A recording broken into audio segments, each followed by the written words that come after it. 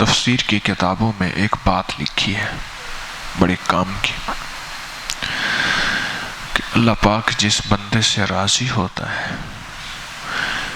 اس کے قدم خیر کی طرف اٹھواتا ہے۔ بڑے کام کی بات لکھی کہ اللہ پاک جس بندے سے راضی ہوتا ہے اس کے قدم خیر کی طرف اٹھواتا ہے، اور وہ خیر کی طرف اپنے قدم بڑھاتا ہے جس بندے سے میرا رب راضی ہوتا ہے، راضی ہوتا ہے۔ اب کتنے خوش قسمت ہیں کہ آپ کے قدم خیر کی طرف اٹھے، اعتکاف کی طرف اٹھے، اللہ کو پانے کی طرف اٹھے، اور مدینے والے کی محبتوں اور عشق کو پانے کی طرف اٹھے۔ آپ کتنے خوش قسمت ہیں۔ قیامت کے دن ان قدموں سے بھی سوال ہوگا، تم کہاں اٹھتے رہے؟ اور یہ قدم کہیں گے مولا صرف اور صرف تجھے پانے کے لیے اور تیری محبت پانے کے لیے، صرف اور صرف تجھے پانے کے لیے اور تیری محبت پانے کے لیے ہم اٹھے تھے۔ اور یہ بہت بڑی نعمت ہوگی جس کا پاؤں ساتھ دیں۔ حدیث میں آتا ہے، مفہوم ہے، اس وقت تک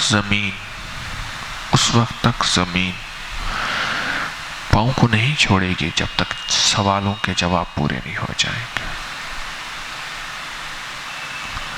اور قرآن کہتا ہے وَتَشْهَدُ أَرْجُلُكُمْ، کیا ہے؟ وَتَشْهَدُ أَرْجُلُكُمْ، ہاں، اور شہادت گواہیاں دیں گے پاؤں۔ وَتَشْهَدُ أَرْجُلُكُمْ، پاؤں گواہیاں دیں گے، پاؤں شہادتیں دیں گے۔ اچھا، پھر جو جتنا دور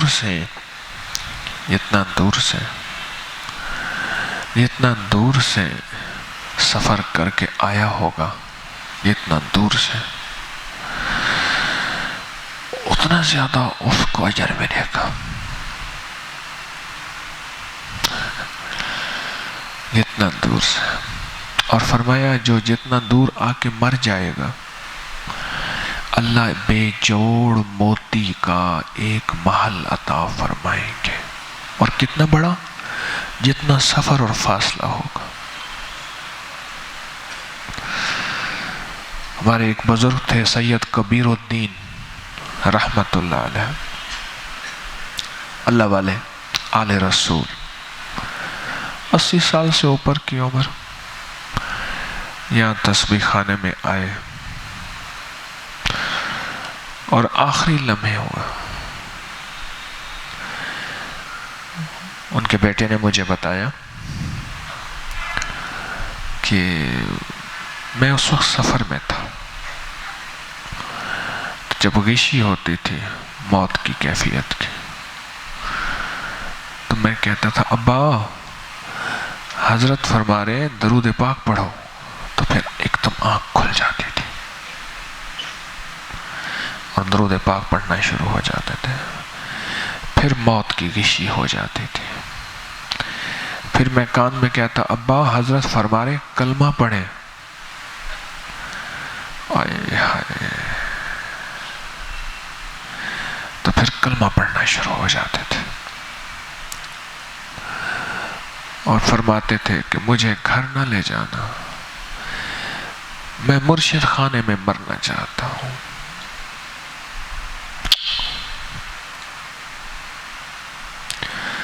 اور کفن اپنا ساتھ تھا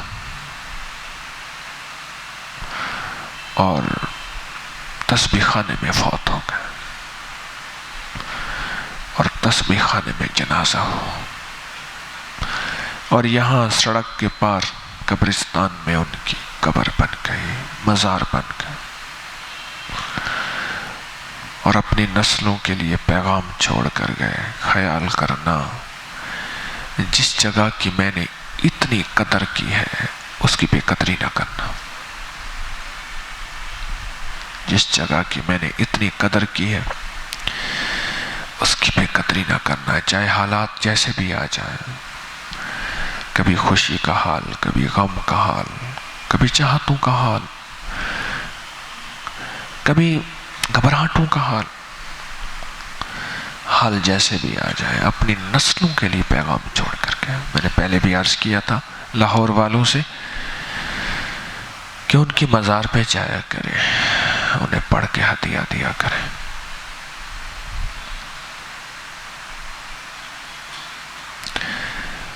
یا پھر ایک دوسرا مہمان آیا ہمارے، پتہ نہیں 7ویں روزے یا 8ویں روزے، پتہ نہیں کتنے روزے پہ آیا، 8واں روزہ، ظہر کی نماز سے پہلے لکھوایا کہ بقیہ رمضان. غسل کیا، اپنے آپ کو پاک کیا، وضو کیا، طہارت حاصل کی، اور سامنے کے حال میں آ کے سو گئے. دائیں طرف کروٹ لیٹے اور لیٹ گئے. اور 1 بجے نماز ظہر ہوتی ہے اور خادموں نے کہا جی اٹھیں جی نماز ہو رہی ہے. وہ تو اللہ کے پاس چلا گیا تھا بندہ. مجھے بلایا، میں آیا تو اس کے چہرے پہ میں نے دیکھا ایک سکون تھا، اور اس کا چہرہ کہہ رہا تھا میں بقیہ رمضان تک یہیں رہوں گا.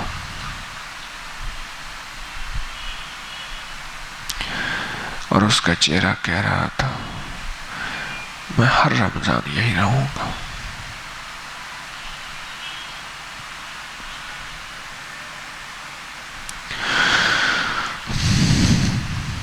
عشق اور وفا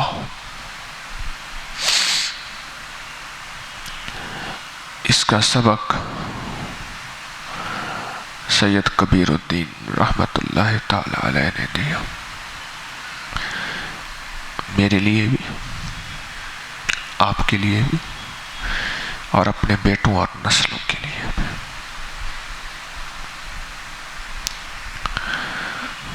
عشق اور وفا کا سفر، جڑے رہنے کا سفر نسلوں کو دیا، میرے آپ کے لیے دیا کہ میری میتیں بھی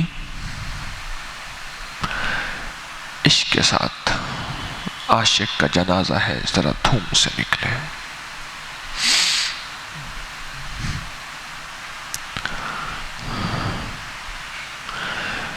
باولپور کے ساتھ ماڈل ٹاؤن اے ہے. ماڈل ٹاؤن اے کے ساتھ بہت بڑا ذخیرہ ہے سفیدوں کا. آپ باولپور میں مین روڈ پہ جائیں تو آپ کو ذخیرہ، ٹرین میں جائیں تو ذخیرہ ذخیرہ ذخیرہ، میلوں میں پھیلا ہوا ذخیرہ. تو ماڈل ٹاؤن اے نیا نیا آباد ہوا، 4-5 کنال کے مکانات، اس سے بھی بڑے 4 کنال سے کم نہیں تھے. ایک مالدار آدمی تھے، انہوں نے وہاں مکان بنایا. ایک درویش تھے، مجذوب تھے، اللہ والے تھے، ان سے بیعت کی نسبت تھی.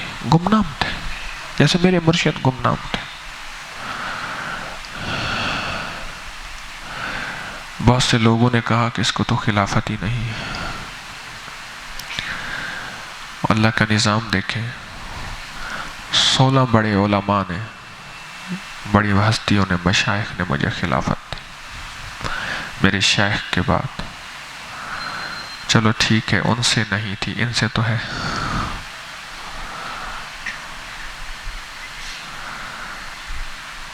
تو بعض درویش گمنامی میں زندگی گزار کے چلے جاتے ہیں.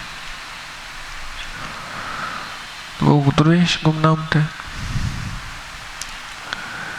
اور بنگلہ بنوایا، کوٹھی بنوائی، تو ان کو بلوایا یہ واقعہ سناتے تھے ہمارے ایک بزرگ تھے مولانا محمد عبداللہ صاحب رحمۃ اللہ علیہ، میرے بھی استاد تھے اور میرے والد رحمۃ اللہ علیہ کے بھی استاد تھے۔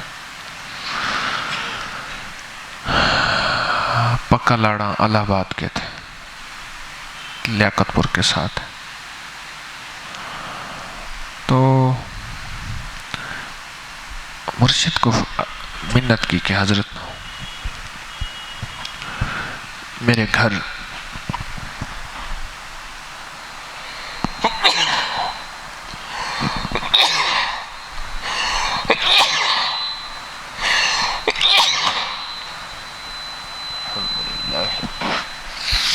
الحمدللہ علی کل حال ما کان۔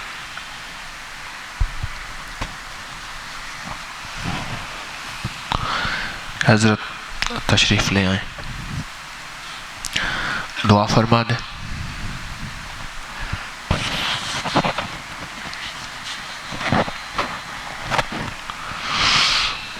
تو حضرت نے فرمایا نہیں میں کہیں نہیں جاتا۔ خیر بہت منت کے بعد شیخ کو لے آئے، ایسے دیکھ کے کہنے لگے ہو فرعونی محل بڑا یا برتائیں بڑا اچا بڑا ہے۔ فرعون نے بھی محل بنایا تھا، وہ تیرا محل بڑا اچھا ہے، جلدی کر جزیہ نکال،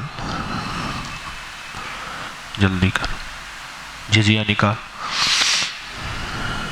اس محل بنانے کا۔ اس دور میں کئی ہزار روپے لے لیے مرشد نے، جلدی کر جزیہ نکال، اور ساتھ ہی ایک غریب کی بیٹی کی شادی تھی، چپکے کے اسے دے دی۔ ایک دفعہ مرشد نے فرمایا کہ پیغام بھیجا، میرے پاس فوراً پہنچو۔ دنیا داری کی زندگی تھی، کچھ مشغولیت ہو گئی، مرشد کی خدمت میں نہ پہنچے، پھر کوئی بعد میں پہنچے تو جلال میں بیٹھے تھے۔ فقیر کی دعا بھی بڑی تاثیر رکھتی ہے اور بد دعا بھی بڑی تاثیر رکھتی ہے۔ جلال میں فرمایا دیکھو سور پٹ گیا جو تم میرے کو کہنا آیا ہے، تجھے سور نے کاٹا تھا۔ اس نے معذرت پیش کی کہ حضرت بس کچھ مصروفیت ہو گئی، خاموش ہو گئے، پر کلندر چے گویا تھا، منہ سے بول نکل گیا۔ ساتھ ذخیرہ ہے نا، تو اس میں سور بہت تھے، اب بھی سنا ہے کوئی نہ کوئی ہوتا ہے، شاید اب نہ ہو، یہ بات ہے آج سے کوئی 30 35 40 سال پرانی، 40 سال پرانی بات ہے۔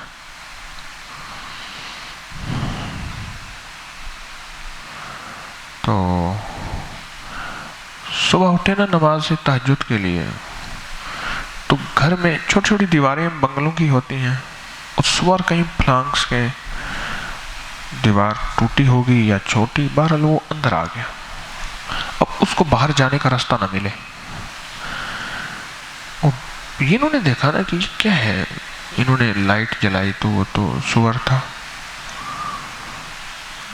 وہ اپنی جگہ ڈرے، انہوں نے اس کو ہانکنے کی کوشش کی تو انہوں نے ہاتھ پہ اس نے کاٹ لیا۔ خیر وہ بھگا دیا، ڈریسنگ پٹی وغیرہ، اینٹی بایوٹک وغیرہ جو بھی ہے جو کیا۔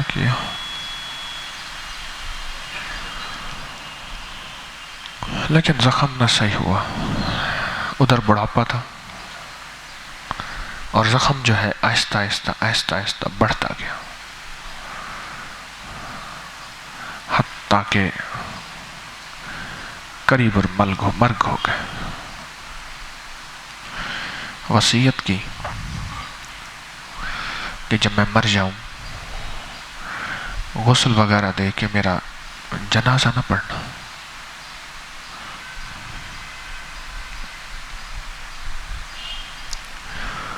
مرشد کی دروازے کی چوکھٹ کے باہر جا کے میت رکھ دینا۔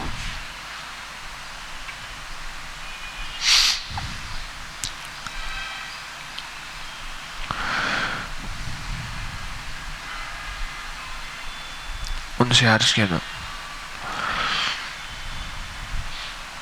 کہ مجرم حاضر ہے، معاف فرما دے، اگر تو معاف کر دے تو مسلمانوں کے قبرستان میں دفن کر دینا، اگر معاف نہ کرے تو کہیں گندگی روڑی پہ مجھے پھینک دینا، کیونکہ مجھے پتہ ہے کہ درویش کی ناراضگی مجھے زمین قبول نہیں کرے گی۔ ایسا ہی کیا۔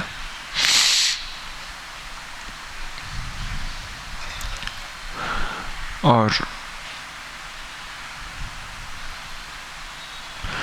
مالدار آدمی تھے اور بڑے اللہ والے بھی تھے۔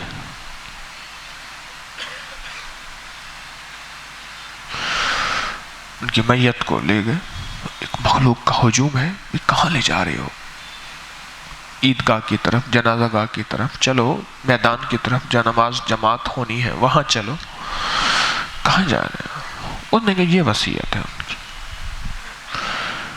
مرشد کے دروازے پہ دروازہ کھٹکھٹایا، پیغام بھیجا، تشریف لائے۔ چہرہ کھول کے دیکھا اور ماتھے پہ بوسہ دیا۔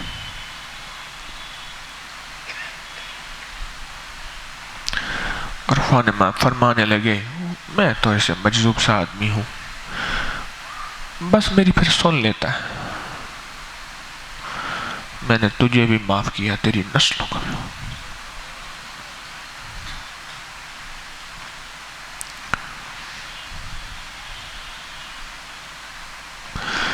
میں نے تجھے بھی معاف کیا، تیری نسلوں کو بھی معاف کیا۔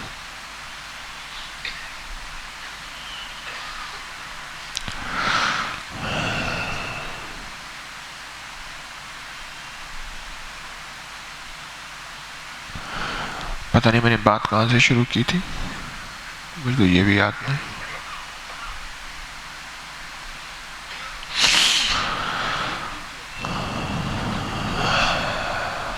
بات کی تھی میں نے سید کبیر الدین صاحب رحمۃ اللہ علیہ کی وفات پہ۔ میں بیماری کی حالت میں گیا تو مجھ سے فرمانے لگے، حضرت مجھے تسبیح خانے سے نہ نکالیے گا، بس یہیں کسی کونے میں جگہ دے دیجیے، کسی کونے میں جگہ دے دیجیے۔ اور یہ بیٹا میں نے آپ کو بار بار کہتے تھے، میں نے آپ کو وقف کیا ہے، بار بار فرماتے تھے۔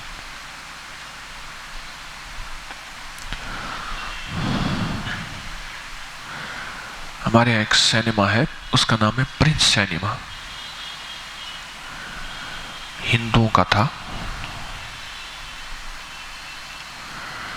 تو جب تقسیم ہوئی تو وہ سینما ایک بندے کو کلیموں میں الاٹ ہوا۔ میں نے اس واقعے کی بڑی تحقیق کی۔ اس سینما کے جب ٹکٹیں چلتی تھیں تو ایک منشی تھا، رانا صاحب اس کو کہتے ہیں۔ میں اس سے ملا اور لوگوں سے ملا، واقعے کی تحقیق پہ، سننے کا واقعہ۔ جی آواز میری اتنی نکل رہی، میں کیا کروں؟ تو سپیکر والے کو کہیں کہ وہی اونچا کریں۔ یہ ایک شعبہ سپیکر والوں کا ہے نا، انہیں احساس کرنا چاہیے۔ تھکا ہارا مارا ہوا، اس میں سے اور کیا نکلوائیں گے آپ؟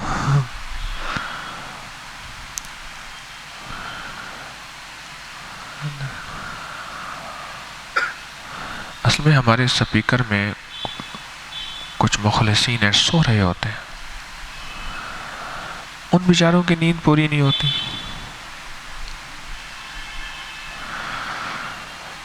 تو کیا بات کر رہا تھا؟ میں نے تحقیق کی، وہ میرٹھ کے سید تھے، میرٹھ ہے نا، میرٹھ انڈیا کا شہر ہے، وہاں کے سید، آواز اونچی نہیں ہو سکتی، کوئی ذمہ دار نہیں بیٹھا اسپیکر پہ،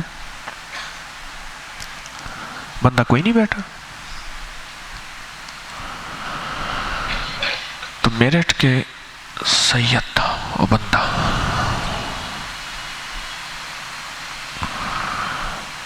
اس نے یہاں آ کے وہ سینما لے لیا. جس طرح مخدوم سید کبیر الدین رحمت اللہ علیہ کو تسبیح خانے سے عشق تھا، اس کو سینما سے عشق تھا، بہت عشق تھا.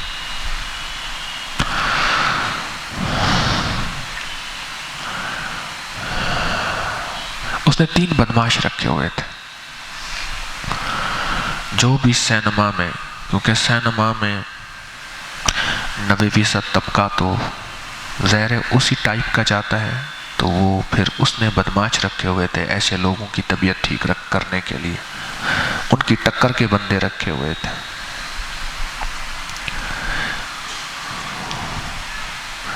اور وہ ساری زندگی سینما میں اس نے ٹھاٹ کی زندگی گزاری.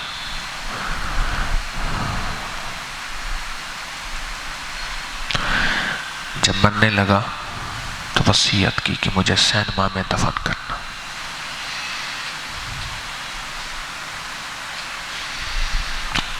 آج بھی اس کی قبر سینما میں اس کی قبر پہ جاتا ہوں. اب ہوا یہ ہے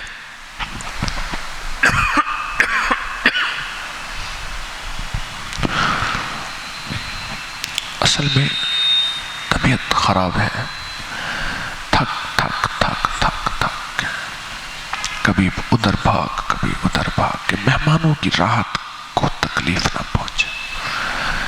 تمہارا جسم کب تک چلے گا؟ غراریاں ہی گھس جاتی ہیں لوہے کی، تو یہ تو پھر جسم ہے. تو ہوا یہ کہ اس کے مرنے کے بعد سینما جو ہے ویران ہو گیا، گھر گھر خود سینما بن گیا. سینما جانے کی لوگوں کو ضرورت ہی نہ پڑی.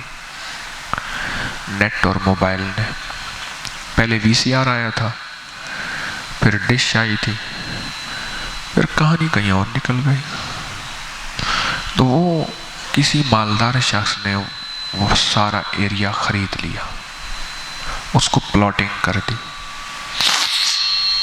جب اس کی قبر کے چھوڑنے کی جگہ کا وقت آیا تو 2 گز زمین نہ ملی کوئے یار میں.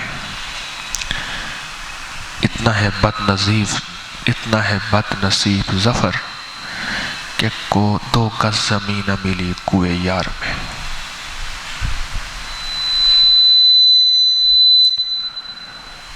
اب اس کی قبر کو کہاں کرے؟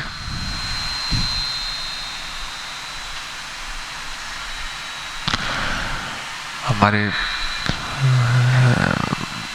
ساتھی ہیں ریاض صاحب، کہنے لگے کہ وہ ایک بندہ روٹی کھا رہا تھا، آنکھوں دیکھا واقعہ، یہ کالا مکوڑا نا، اس کا مزاج ہے، اسے ایک طرف کرو پھر ادھر آئے گا، پھر اس کو ہٹاؤ پھر ادھر آئے گا، ہے نا؟ تجربہ کیا؟ یہ ضدی ہوتا ہے. اس نے روٹی کھا رہا تھا، کالا مکوڑا ہٹایا، تو پھر وہ آیا، پھر اس کو ہٹایا، پھر آیا، اس کو کہا ہٹ جا ورنہ میں تجھے کھا جاؤں گا. وہ پھر آیا، لقمے ڈال میں کھا کے نا، چل لقمے میں ڈالا اور کھا گیا. میں نے تجھے کہا تھا ہٹ جا. یہ واقعی سچا واقعہ ہے، اور وہ کھا گیا. اب اس کو یہ قبر بڑی عجیب لگے کہ اس کو میں کھا جاؤں، کیا کروں قبر. آخر تھوڑی سی جگہ قبر کے لیے چھوڑ دی. لوگوں نے وہاں کوڑا اور گند پھینکنا شروع کر دیا. اب خیر کسی نے جگہ صاف کر دی ہے، تو میں کبھی کبھی اس کی قبر پہ جا کے ہدیہ پڑھ کے آتا ہوں. جس چیز کی میں نے تحقیق کی کہ بھئی یہ اس بندے کو یہ پیشہ کیوں ملا، اچھا ہی مل سکتا تھا جو رزق حلال والا ہوتا، یہ کیوں ملا؟ تو میں اس کے خاندان کے بڑوں سے ملا، کچھ دوستوں سے، ایک منشی ہوتا تھا اس سے ملا، تو جب بات کھلی وہ یہ کھلی کہ وہی یہ بندہ میرٹھ میں رہتا تھا، تو حضرت مولانا عاشق قلعی میرٹھ ہی تھے، ایک بزرگ تھے، اللہ والے تھے، ان کے ایک دادا تھے، بڑے خدا رسیدہ، بڑے باکمال بزرگ تھے، بہت زیادہ یہ ان کے صحبت میں جاتا تھا، یہ بندہ ان کی صحبت میں جاتا تھا،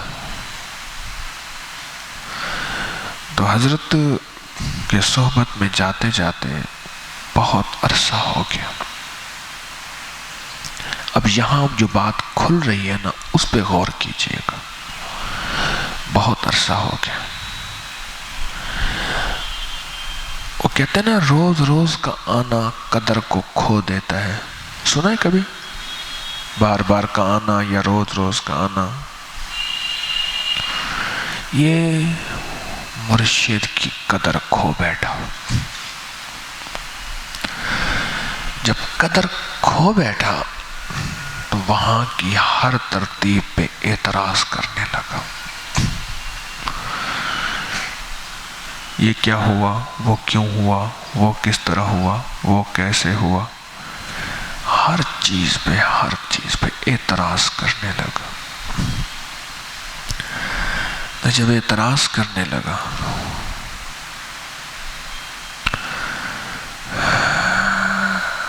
وہ کہنے لگے، میں جا رہا تھا اس دور میں جب حاجی صاحب دامت برکاتہم چل پھر سکتے تھے ایک سے ملاقات کرنے کے لیے، تو مجھ سے حاجی صاحب نے پوچھا اس کے کچھ قوائف بتاؤ۔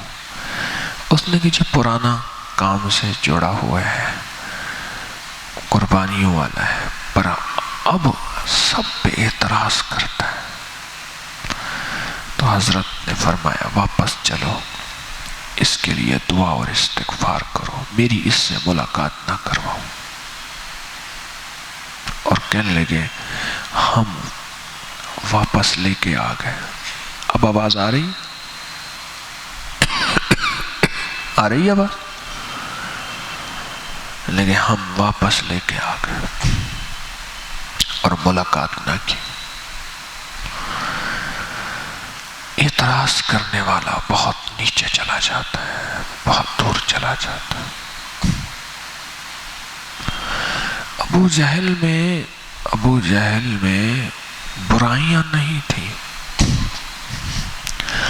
ابو جہل میں اور ابو لہب میں برائیاں نہیں تھیں۔ آپ حیران ہو گئے، اس معاشرے کی کوئی بڑی بڑی برائیاں نہیں تھیں۔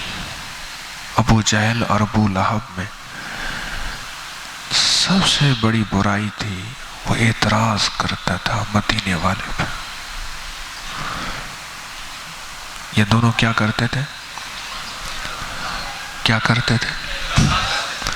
اعتراض کرتے تھے، وحی پہ اعتراض، نبوت پہ اعتراض، اٹھنے بیٹھنے پہ اعتراض، زندگی کے چال چلن ہر حال میں اعتراض۔ رب نے کہا تیرا نام تو ہے ابو الحکم، عمر اس کا نام تھا، عمر ابن حشام، عمر ابن حشام تھا۔ تو اللہ نے کہا نہیں، تیرا نام ابو جہل ہے، تو جہالتوں کا بھی سردار ہے، جاہلوں کا سردار ہے۔ یہ ابو جہل نام نہیں تھا، اعتراضوں کے بعد نام پڑ گیا. اب کوئی اصل نام جانتا ہی نہیں. جس طرح مجنو کا اصل نام قیس تھا. کیا تھا؟ قیس. سارے جہانوں کو جانتا ہی نہیں کہ ابو جہل اور قیس. اصل نام کو کوئی جانتا ہی نہیں. اس نے کیا کیا؟ اس میرٹھ والے سید نے اس پہ اعتراض شروع کر دیا. اعتراض شروع کر دیا ان درویشوں پہ. حضرت مولانا عاشق الہی میرٹھی رحم، ان کی کتابیں بھی ہیں، کئی کتابیں ہیں. ان کے دادا اعتراض شروع کر دیا. بس پھر اعتراض ایک ایسی چیز تھی، سالہ سال کا فیض چھن گیا اور سالہ سال کا تعلق چھن گیا اور اعتراض کی نظر ہو گیا اور اعتراض اس بندے کو کھا گیا. اور پھر وہی ایک سینما ٹھیکے پہ مل رہا تھا، وہ لے لیا. ایک وقت وہ تھا کہ ماتھے پہ محراب پڑ گیا اور وہ محراب آخری وقت تک تھا، لیکن وہ شخص مصلی سے دور تھا. وہ محراب نشانی بتا رہی تھی کہ 4 دن کسی درویش کے ساتھ زندگی کی وفائیں چلی ہیں، زندگی کی وفائیں چلی ہیں. عمر کشمیری شاہد سلطان استقبالیہ پر تشریف لے جائیں. عمر کشمیری شاہد سلطان. تو اعتراض کیا. اس کا نقصان جو سب سے زیادہ ہوا وہ یہ ہوا کہ ٹھیکے پہ لے لیا سینما اور اچانک 1947 کا بٹوارا ہوا اور یہاں آ کے کاغذات بنوا کے کہا کہ میرا وہاں سینما تھا. اس کے کاغذات ایک ہندو کا سینما تھا، اس کا نام اس نے رکھا ہوا تھا پرنس سینما. وہ الاٹ کروا لیا، اس کا مالک بن گیا. آج قبر اسی میں ہے.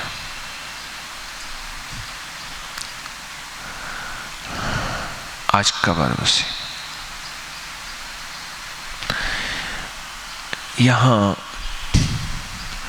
تسبیح خانے میں ایک صاحب چند دن گزار کے کل گئے.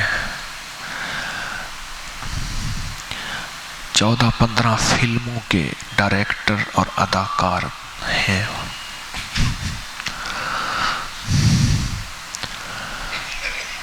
مجھے کہنے لگے میں نے فلاں ایک اداکار کی زندگی پہ فلم بنائی ہے، اداکار کی زندگی پہ فلم بنائی ہے، ملتان کی طوائفوں کو اکٹھا کر کے. اس نے تو نہیں کہا، میں کہہ رہا ہوں اس کی روح کی تازگی کے لیے.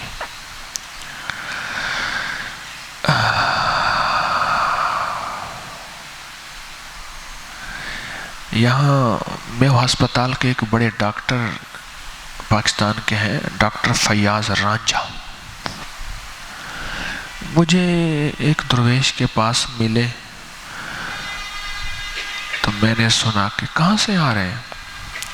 کہنے لگے وہ فلاں اداکار، میں نام نہیں لیتا، اس کی برسی تھی تو اس کی برسی پہ انہوں نے ایک اداکارہ منگوائی تھی، رقاصہ، ناچنے والی، جس نے جاپان سے رقص پہ PhD کی ہے، ناچنے پہ.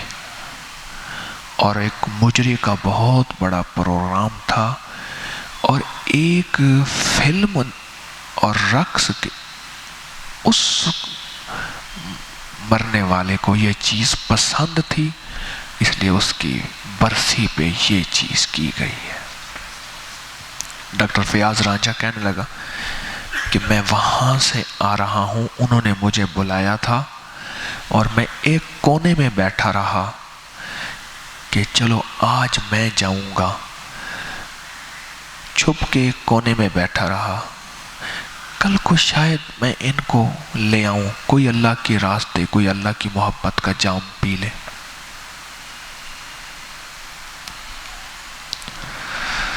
ہم آخری یادیں کیا چھوڑ کے جاتے ہیں؟ جو یادیں مخدوم سید کبیر الدین رحمت اللہ علیہ چھوڑ کر گئے، ہم کیا یادیں چھوڑ کے جاتے ہیں؟ اور یہ یادیں عشق اور اعتماد کے بغیر نہیں ہوتی۔ اگر کوئی ایک مہینے سے تسبیح خانے میں رہ رہا ہے یا آخری عشرے کے اعتکاف میں رہ رہا ہے تو اس نفلی اعتکاف میں اسے ایک بات سمجھ آئی ہوگی کہ شاید میں نے اپنی کوئی کرامتیں بتائی ہوں، کشف بتایا ہو، کمال بتایا ہو۔ امید ہے نہیں بتائی ہوں گی تو ہے ہی نہیں، میں بتاؤں کیا؟ ہے ہی نہیں تو بتاؤں کیا؟ پر ایک چیز میرے درس پڑے ہیں، تقریباً 1,500 کے قریب نیٹ پہ، 1,500 کے قریب، ان سارے 1,500 کے قریب درسوں کو اٹھائیں تو ایک چیز مسلسل ملے گی، اور وہ 2 لفظ ہیں، 2 لفظ کہ میں نے اپنے مرشد پہ اعتماد کیا اور عشق کیا، اعتماد کیا اور عشق کیا، اعتماد کیا اور عشق کیا۔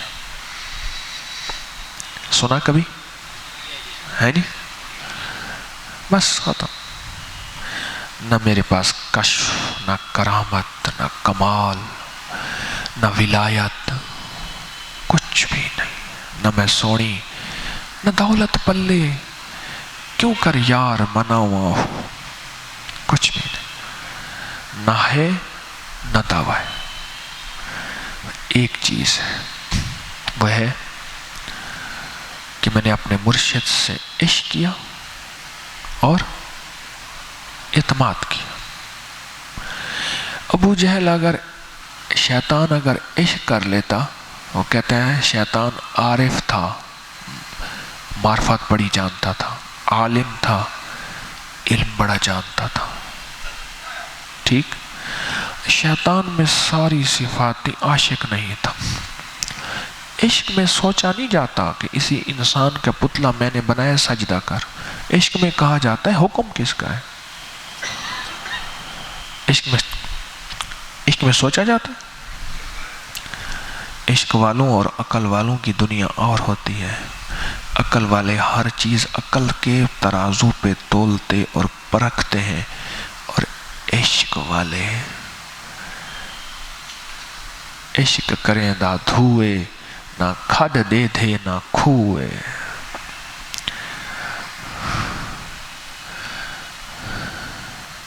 اگر شیطان کے اندر عشق ہوتا تو شیطان کہتا جس کی عبادت کر رہا ہوں سبحانک لا علم لنا الا ما علمتنا، میں علم جانتا نہیں، سارا علم آپ جانتے ہیں، اگر آپ کی خوشی اسی میں ہے تو سبحان اللہ، اور کیا چاہیے؟ بس ٹھیک ہے، میں بھی راضی، میں بھی راضی۔ اور شیطان فوراً سجدے میں چلا جاتا۔ اس کو عقل کھا گئی، اس کو عقل کھا گئی، اس کو علم کھا گیا، اور یہ تولتا رہا اللہ کے حکم کو، وہیں مارا گیا، مردود ہو گیا، وہیں مارا گیا اور مردود ہو گیا۔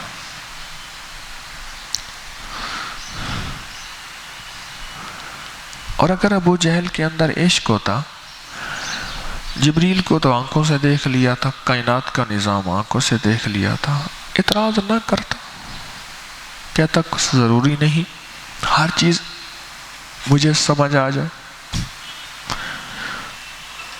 اعتراض نہ کرتا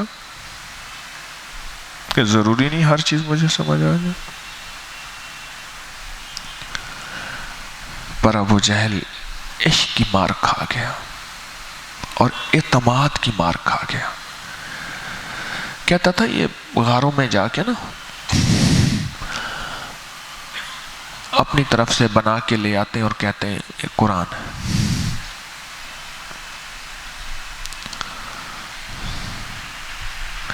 قرآن میں ایک جگہ ہے ساحر او کذاب، قرآن میں ایک جگہ ہے ساحر او مجنون، نعوذ باللہ نعوذ باللہ نعوذ باللہ۔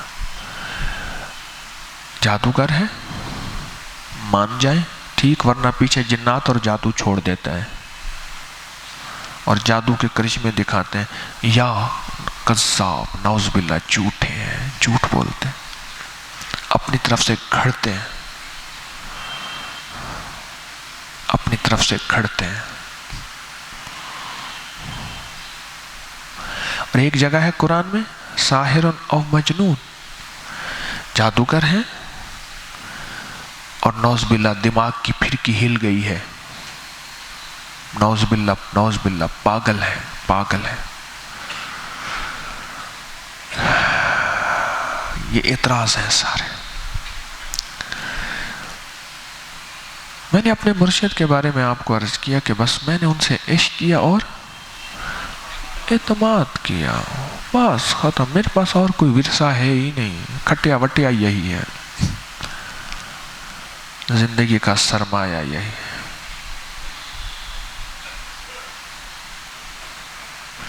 اور انسان کو کسی تسبیح اور تسبیح خانے سے جو چیز ہلاتی ہے نا، وہ شیطان سب سے پہلے انہی دو چیزوں پہ کینچی ڈالتا ہے، شک ڈالتا ہے، شبہ ڈالتا ہے، بدگمانی ڈالتا ہے، وسوسے ڈالتا ہے، سنی سنائی ڈالتا ہے، کبھی اندر کی دل کی آوازوں کو سنواتا ہے، کبھی ادھر ادھر کی آوازوں کو سنواتا ہے، بس وسوسے ڈالتا ہے۔ اور یہی عشق اور اعتماد کی لڑیوں پہ، جن پہ پھول لگے ہیں، ان پہ کینچی ڈال دیتا ہے، اور انسان اسی میں ہو کے دور نکل جاتا ہے، بہت دور نکل جاتا ہے، دور نکل جاتا ہے، بہت دور نکل جاتا ہے۔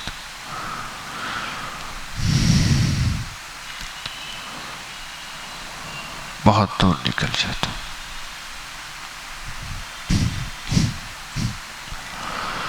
امام بخاری رحمۃ اللہ علیہ کو شہر سے نکلوا دیا، امام بخاری کو بخارا سے نکلوا دیا، اپنوں نے نکلوا دیا، بے اعتمادی پیدا کی اور شک پیدا کی، حتیٰ کہ ان کو شہر سے نکلوا دیا، سالہ سال اپنے شہر نہیں آ سکے۔ آج بخاری شریف ہر کوئی اٹھاتا ہے، پر بخاری شریف کے پیچھے امام محمد بن اسماعیل البخاری کی جو قربانیاں ہیں وہ تو کسی کو پتہ ہی نہیں، وہ تو کسی کو پتہ ہی نہیں۔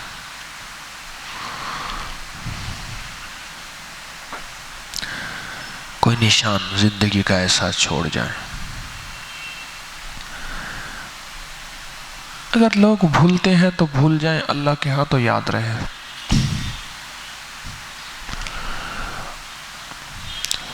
وہ نشان مخدوم سید کبیر الدین رحمۃ اللہ علیہ چھوڑ گئے، میرے لیے، آپ کے لیے اور اپنی نسلوں کے لیے کہ خیال کرنا، میری وفا تو یہ ہے، تم اپنی وفا کو سوچتے رہنا، میری وفا تو یہ ہے، اپنی وفا کو سوچتے رہنا، کہیں حالات اور واقعات کے گردش میں بہہ کے تسبیح اور تسبیح خانے سے دور نہ ہو جانا۔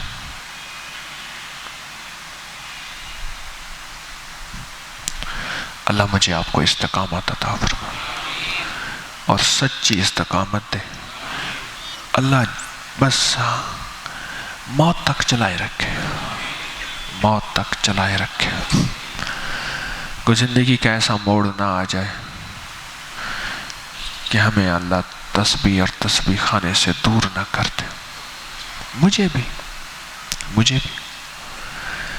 میں سب سے زیادہ محتاج ہوں، آپ کو بھی۔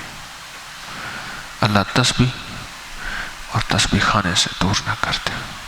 بہت کچھ سننے کو ملتا ہے، بہت کچھ سننے کو ملتا ہے، عجیب و غریب۔ میں تو سالہ سال سے ایسی کہانیاں سنتا ہوں جس کا وجود ہی نہیں ہوتا۔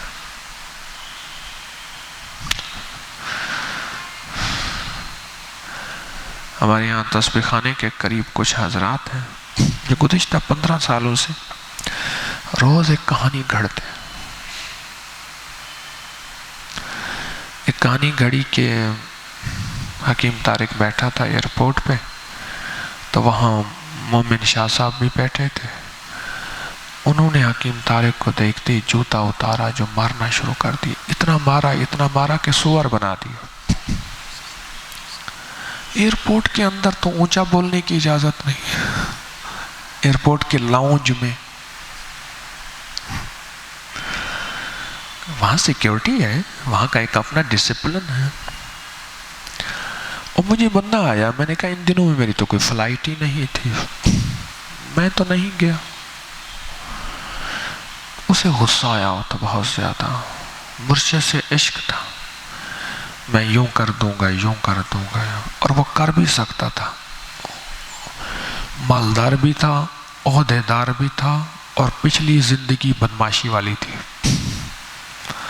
اب احتیاطاً شریف ہو گیا تھا، احتیاطاً۔ میں نے اسے کہا وہ تو تیرے عشق کا امتحان لے رہے تھے کہ اس کا عشق کچا ہے یا پکا ہے، پھر تیرا کیا خیال ہے، ایسا ہوا ہوگا؟ کہنے لگے جی کیسے ممکن ہے؟ میں نے کہا ٹھیک ہے، تیرے عشق کا امتحان لیا، تو کامیاب ہو گیا، تو کہنے لگے اب میں کیا کروں؟ میں نے کہا نفل پڑھ کے ان کے لیے دعا کر، بس ان کے لیے دعا کر، اور کیا؟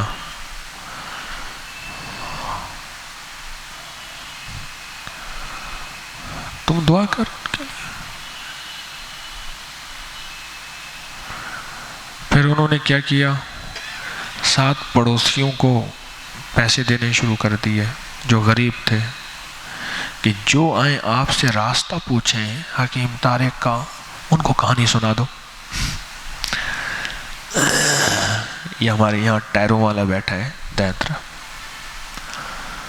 اب تو خیر و اشارہ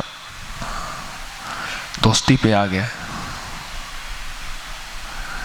مجھے ایک دفعہ کہنے لگا معاف کر دیں، میں نے سالہ سال آپ کے خلاف دنیا کا کوئی غلیظ الزام نہیں چھوڑا، اب مجھے استعمال کیا، مال دیا، پیسے دیے، کیونکہ لوگ آ کے راستہ پوچھتے ہیں نا، بھئی ادھر وہ کوئی حکیم طارق رہتا ہے،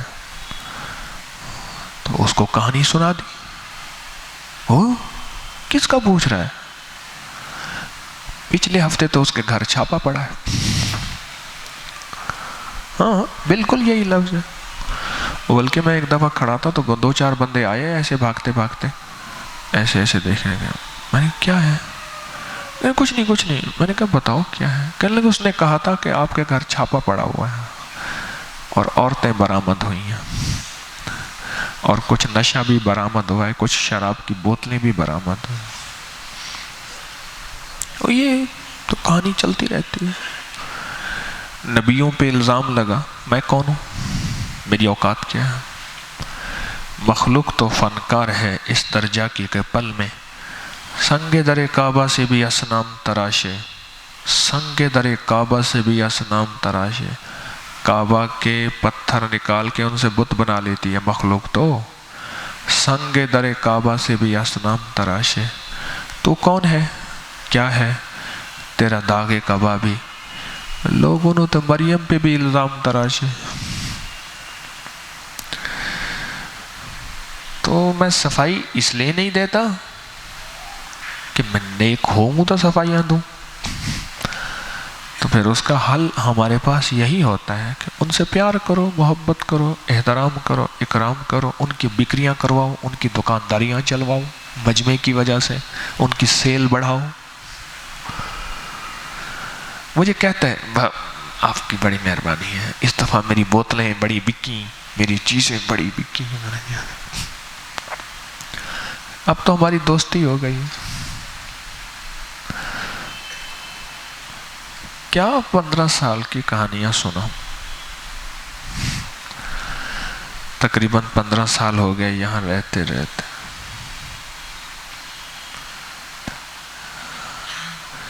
علی میاں فرماتے تھے، مولانا ابوالحسن الندوی رحمۃ اللہ علیہ، کہ جتنا بڑا جانور ذبح ہوگا اتنی بڑی دھول اڑے گی نا، ہاتھ پاؤں مارے گا تو اتنی بڑی دھول اڑے گی، تو جتنا بڑا کام کرو گے تو اتنا ارد گرد سے دائیں بائیں سے ہوائیں، فضائیں، طوفان اٹھے گا۔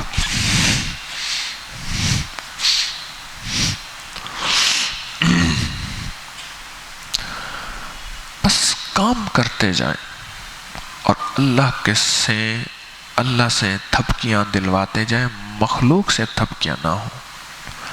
مخلوق راضی ہے یا ناراض ہے، اپنے طور پہ 100% راضی کرتے جائیں، باقی اگر وہ راضی نہیں ہوتی تو بھی ان کے لیے اللہ سے دعائے خیر ہی کرنی ہے۔ ہمارے ذمہ تو یہی ہے، ہمارے ذمہ تو یہی ہے۔ میں ایک نائی ہے اس سے بال کٹوانے جاتا ہوں، اب بھی وہی ہے، 13-14 سال سے تقریباً وہی ہے۔ تو ایک صاحب مجھے لے کر گئے تو کہنے لگے، یہاں ایک صاحب ہیں گلی میں، وہ کہتے ہیں حکیم طارق میرا کلاس فیلو ہے۔ اچھا، مجھ پہ اکثر کلاس فیلو، رشتہ دار یا حکیم طارق میرا شاگرد ہے۔ میں اپنے گھر کے سامنے بیٹھا ہوا تھا، ایک صاحب ملے، کہنے لگے آپ کو یاد ہے آپ کو میں نے داخلہ میں نے دلوایا تھا؟ ایسے 4 بندے بیٹھے تھے، آپ کو یاد ہے میں نے ایڈمیشن آپ کو میں نے دلوایا تھا، آپ کو ایڈمیشن نہیں ملتا تھا، آپ ذرا تھوڑے کمزور تھے کلاس میں۔ میں نے کہا جی آپ دعا کر دیجیے۔ وہ خوش ہو گیا، خوش ہو گیا۔ ایک دفعہ پھر اور ملا، کہنے لگا آپ کو یاد ہے آپ کو کلاس سے نکال دیا تھا انہوں نے، آپ نے کوئی شرارت کی تھی، پھر ہمارا تعلق ہے نا، تو ہم نے کہا بھائی رکھ لو، ہمارا بیٹا ہے، ہمارا شاگرد ہے۔ میں نے کہا جی آپ دعا کر دیں۔ اور لوگوں کو کہتے ہیں حکیم طارق میں نے کہا تھا، حکیم پوچھو جا کے اس سے، پھر مجھ سے آگے لوگ پوچھتے ہیں، میں نے کہا جی کہا تھا، باقی کہا تھا، ہوا تھا نہیں ہوا تھا وہ تو اور بات ہے، کہا تو تھا۔ کہنے لگے میرا کلاس فیلو ہے، کہنے لگے ہمارے رشتہ دار آتے تھے، فیملیوں کی فیملیاں آنا چھوڑ گئے، ایسی نیگیٹیوٹی اور ایسی زہریلی باتیں، اتنی غلط باتیں اس نے پھیلائی۔ وہ کہ اچھا حکیم طارق یہ ہے، انہوں نے کہا بھائی میں کلاس فیلو ہوں۔ دیکھو پہلے تعلق بندہ جوڑے گا تو پھر چپر ٹھوکے گا، پھر وہ بات سیٹ کرے گا، پہلے تعلق ہی نہیں ہے۔ وہ کہہ رہے تجھے کیا، کون ہے تو تجھے کیا پتا؟ جب کہے گا میں کلاس فیلو ہوں، وہ کہے گا کمال ہے بھی، یہ تو ساتھ تھا بچپن سے 55 تک۔ کہنے لگے افسوس یہ ہے کہ ہمارے کئی خاندان آنا چھوڑ گئے، تسبیح خانے سے جڑے ہوئے تھے، ان کے گھر میں بہت تبدیلی اعمال کی، ذکر کی، تسبیح کی آئی تھی، وہ چھوڑ گئے۔ اچھا یہ میں سال سے ان صاحب کے بارے میں سن رہا تھا، میں نے کہا آج چلتے ہیں اس کا جلوہ تو دیکھیں۔ زیارت تو کریں. اور میں چلا گیا ان کے ہاں بال کٹوائے ہوئے، تو میں چلا گیا. دروازہ کھٹکھٹایا، ان کی بیٹھک تھی. وہ کچھ حکمت کا تعویذات کا کام بھی کرتے ہیں. جی آپ؟ میں نے کہا جی مریض ہوں میں. تو دل کا مریض ہوں، میرے دل میں نرا کھوٹ ہے، اللہ کی محبت نہیں، مدینے والے کا عشق نہیں، میں تو دل کا مریض ہوں. میں نے کہا دل کے مریض ہوں. انہوں نے کہا جی کوئی بات نہیں، ٹھیک ہو جائیں گے آپ. میں بیٹھ گیا تو انہوں نے کوئی اپنی ترکیب سے، میں نے کہا دیکھیں میرا علاج کوئی نہیں کر سکا. یہاں مزنگ چنگی میں نا ایک حکیم طارق ایسے کیا نا، تو ایسے کیا اس نے، ایسے کانوں کو ہاتھ لگائے، پھر ناک کو ہاتھ لگائے، پھر کانوں کو ہاتھ. میں نے کہا کیا بات، چھوڑو اس کو، آپ بات کریں. میں نے کہا دیکھیں کسی کو حق راہ پہ لگا دینا نیکی ہے. حکیم طارق کا میں نے نام لیا اور تو آپ نے لکیریں، میرا کلاس فیلو ہے، ہم اکٹھے پڑھتے تھے.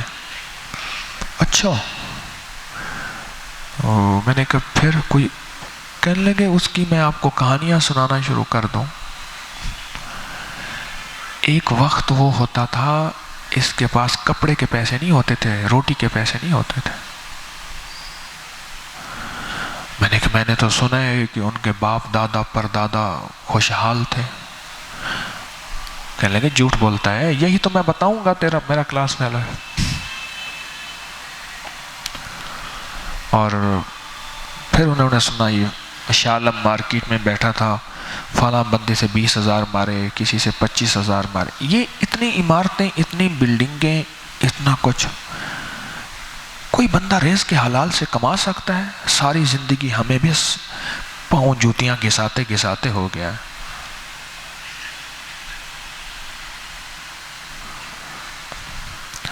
پھر وہ میرے اسکینڈل، میرے فراڈ بتاتے.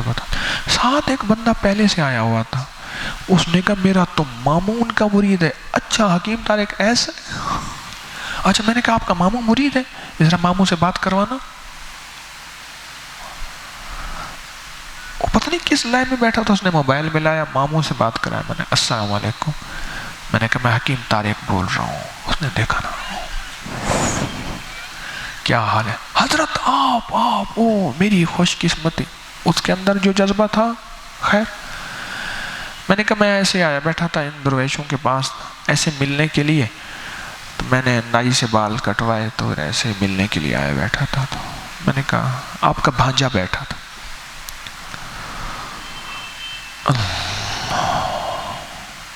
جب بات ختم ہوئی کہنے لگے ہو آپ حکیم صاحب ہیں، سچ پوچھیں میری یادداشت کمزور ہے، بعض اوقات اپنے والد کو بھی بھول جاتا ہوں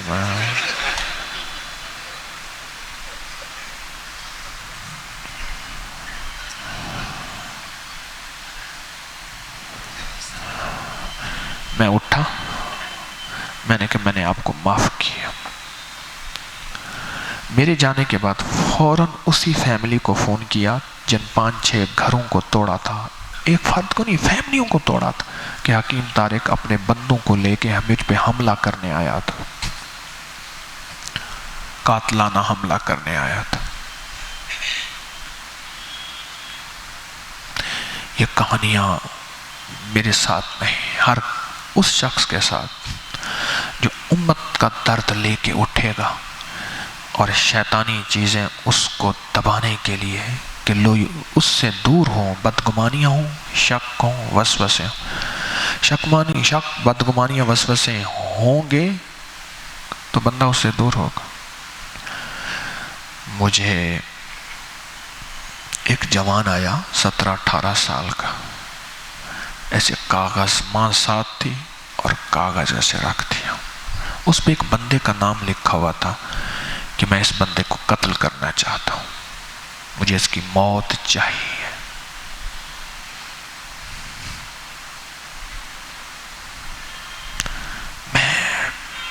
اور لکھا ہوا تھا یہ میری والدہ ہے، اس کے سامنے اظہار نہ کیجیے گا. یہ میری والدہ ہے، اور اگر اس کو آپ باہر بھیج دیں تو مہربانی میری بات سن.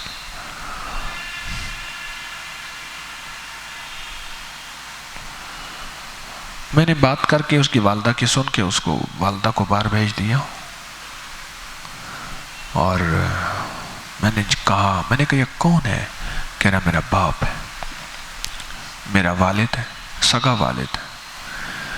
میں نے تو اس کی موت کیوں چاہتا ہے؟ کہہ رہے میں نے اپنے والد کو اپنی بہن کے ساتھ دیکھا ہے اور اس کو یہ بے بس کر دیتا ہے. خیر میں نے اسے قتل سے روکا اور وہ رک گیا. اسے میں نے اس کی ہدایت کے لیے کچھ ترتیبیں بتائیں. تو یہ واقعہ میں نے اس لیے بیان کیا، جب انسان شک، وسوسے، بدگمانی یا ان چیزوں میں پڑ جاتا ہے تو باپ سے بھی دور ہو جاتا ہے. مرشد تو میری درخواست یہ ہے، میں بھی آپ بھی اللہ سے استقامت مانگتے رہے. کیا مانگتے رہے؟ اللہ تو استقامت عطا فرما، استقامت عطا فرما، استقامت عطا، استقامت عطا. کچھ لوگ ایسے ہیں جو ابکری لے کے تقسیم کر دیتے ہیں، یا بعض اوقات ابکری کی تقسیم. ہمارا ساتھی جنید شاہ ہے، وہ کہنے لگا میں یہاں مزنگ چنگی میں یہاں ابکری تقسیم کر رہا تھا. تقسیم تھی یا اس نے تقسیم کیا یہ مجھے پتا نہیں. ایک بندہ کہنے لگا اچھا یہ میں تو اس کو چکلے اور ہیرا منڈی میں دیکھتا ہوں حکیم طارق کو، اس کا رسالہ تقسیم کر رہے ہیں، اس کو تب وہاں دیکھتا ہوں میں. تو میں نے کہا خود جاتا ہوگا تو دیکھتا ہوگا مجھے، اس کا جانا بھی تو یقینی ہے. یہ ہوائیں، یہ فضائیں، انبیاء کو لوگوں نے معاف نہیں کیا. اتنا تو قافلہ حسین کے خلاف شک اور بدگمانی پھیلائی کہ اپنوں کو ساتھ ملا کے اپنوں نے سر قلم کر دیا. ہاں یزید کوئی کافر تھا، مشرک تھا، لیکن اس نے اور اس کے قافلے نے